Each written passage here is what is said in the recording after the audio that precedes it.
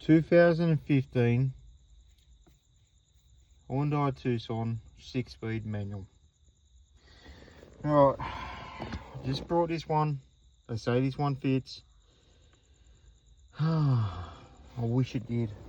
I don't know what I'm going to do now. It's got a thread in it. I ended up drilling it up and down, breaking it. I could not lever it. I had a bar across here, onto here, with vice grips, trying to lever this thing. It's not happening. So, see this thing? It's a lockout, so it doesn't make it. So when you pull it up, it goes over the top, then it clears it. Yeah, that gives you reverse.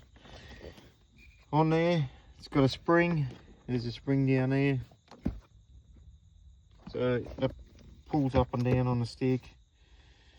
To remove the boot, fine screwdriver there. Don't rip the material and work it around real nice and easy. And when that's off, right hand thread. Lefty loosey, righty tighty. Comes off.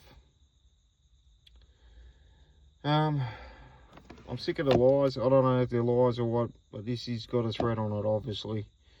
Yeah, I've got to try to get this boot off and try to work something out, because I cannot get a gear knob for this car. Anyway, good luck with it.